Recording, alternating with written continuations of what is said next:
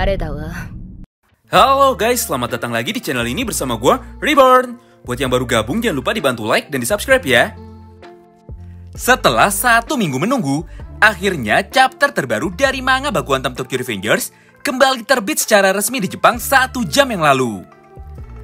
Banyak sekali hal menarik yang terjadi pada chapter 239. Mulai dari kembalinya Mitsuya ke dunia Baku Hantam, sampai dengan Mitsuya yang kembali muncul dengan potongan rambut barunya. Oh iya, meskipun kalian sudah tahu sebagian isi cerita yang ada pada chapter 239 ini, kami sarankan kalian tetap nonton video ini ya, karena banyak sekali hal baru yang tidak sempat kami ceritakan pada video-video sebelumnya. Oleh karena itu, tanpa banyak basa-basi lagi, yuk kita langsung mulai aja pembahasannya. Tokyo Revengers chapter 239 berjudul Steal the Show, atau dalam bahasa Indonesia berarti mencuri perhatian atau mencuri panggung pertunjukan. Sudah sangat jelas sekali jika judul ini ditujukan untuk menggambarkan situasi yang dihadapi oleh Mitsuya, serta keributan yang dibuat oleh Mitsuya pada acara festival fashion show untuk desainer pemula di seluruh Jepang. Chapter 239 dibuka dengan kelanjutan cerita dari chapter sebelumnya, di mana pada akhir chapter itu terlihat Takemichi yang akhirnya memutuskan untuk datang bersama seluruh anggota dari geng Thousand Winter ke acara festival ini, dengan tujuan untuk mendukung serta menyemangati Mitsuya. Hebatnya lagi, mereka semua datang menggunakan seragam baru dari geng Thousand Winter yang sangat unik dan menarik perhatian banyak orang. Karena datang lebih awal, mereka semua pun bisa mendapatkan posisi di depan dan bisa melihat acara fashion ini dari dekat.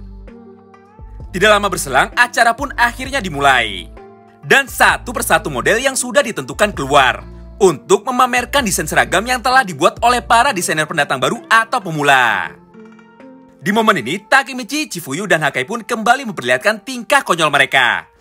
Dengan mulut terbuka dan mata melotot, ketiganya pun terlihat sangat terkesima dengan apa yang telah dipamerkan oleh para desainer tersebut.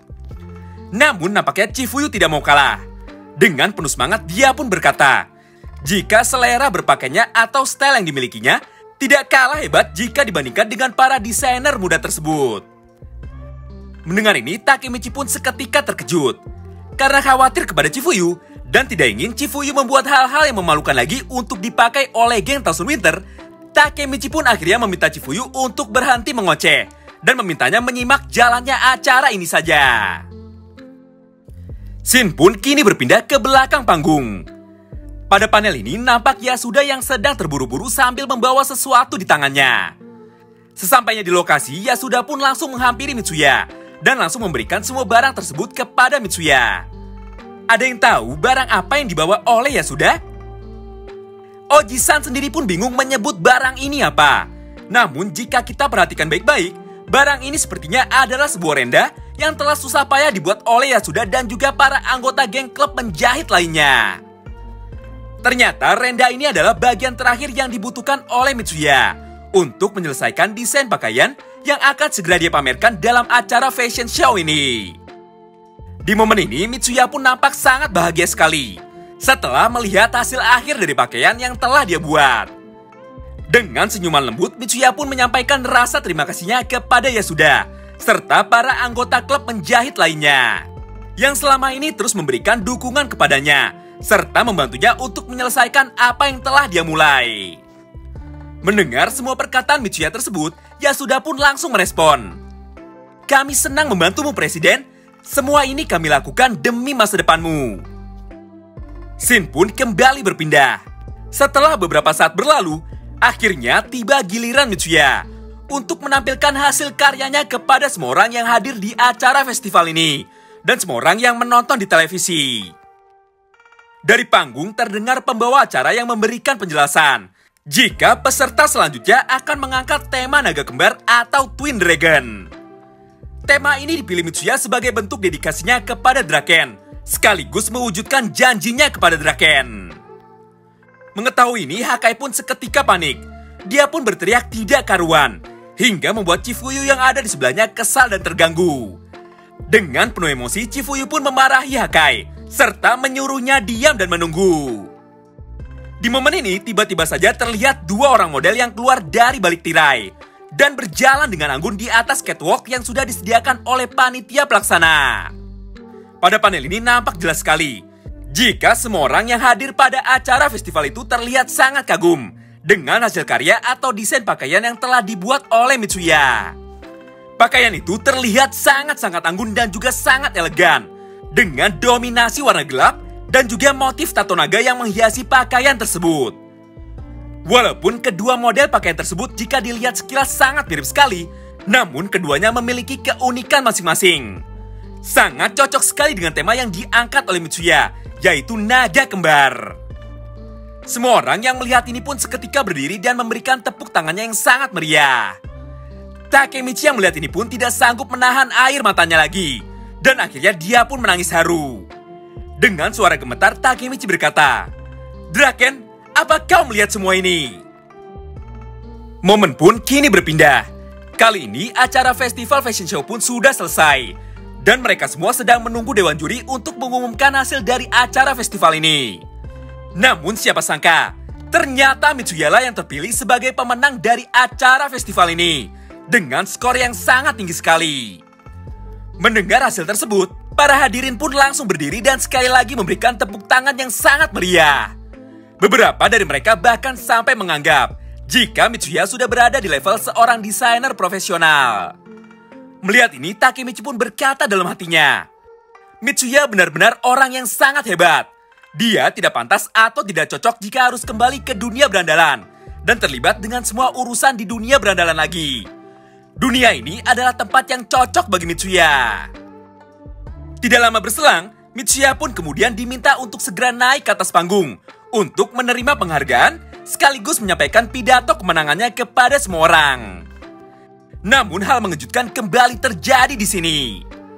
Ketika Mitsuya muncul, tatapan semua orang yang ada di acara ini pun seketika berubah. Mereka semua bingung dengan apa yang mereka lihat saat ini. Dengan gagah Mitsuya naik ke atas panggung sambil menggunakan seragam tempur dari geng legendaris Tokyo Manji. Mitsuya pun sudah memotong rambutnya dan menunjukkan tato naga yang ada di kepalanya kepada semua orang. Takemichi yang ada di sana pun juga ikut bingung. Dia sama sekali tidak mengerti apa yang sedang terjadi di sini.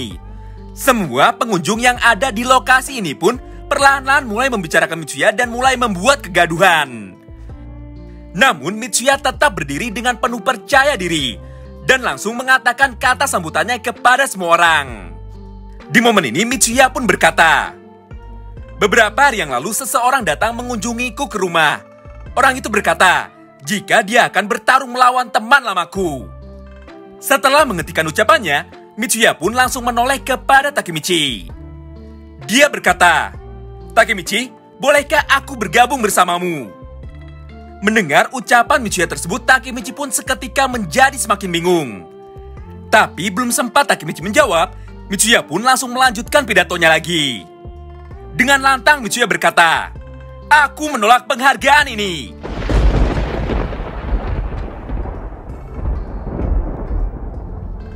Tentu saja mendengar pernyataan Mitsuya barusan, semua orang yang ada di sana pun seketika terkejut. Keadaan pun perlahan-lahan mulai memanas dan keributan mulai terjadi pada area festival. Melihat keadaan yang mulai memanas, Mitsuya pun tanpa ragu kembali melanjutkan perkataannya dan langsung menyampaikan permintaan maafnya kepada semua teman-teman serta dewan juri. Para juri yang ada di sana pun seketika kecewa serta marah kepada keputusan Mitsuya. Bahkan keributan yang dibuat oleh para penonton pun semakin tidak terkendali. Satu persatu dari mereka mulai melempari Mitsuya dengan sampah, seperti botol minuman kosong, kaleng minuman, buku, dan barang-barang lainnya. Di momen ini ternyata Mitsuya sama sekali tidak marah dan mampu tetap tenang. Bahkan Mitsuya pun tetap menunjukkan respeknya kepada dewan juri dan juga para penonton. Pada panel selanjutnya, Mitsuya pun sekali lagi berkata dengan sangat lantang. Tidak peduli setinggi apa dan sebesar apa penghargaan yang kau terima, namun jika kau mengabaikan temanmu, maka kau lebih rendah dari sampah.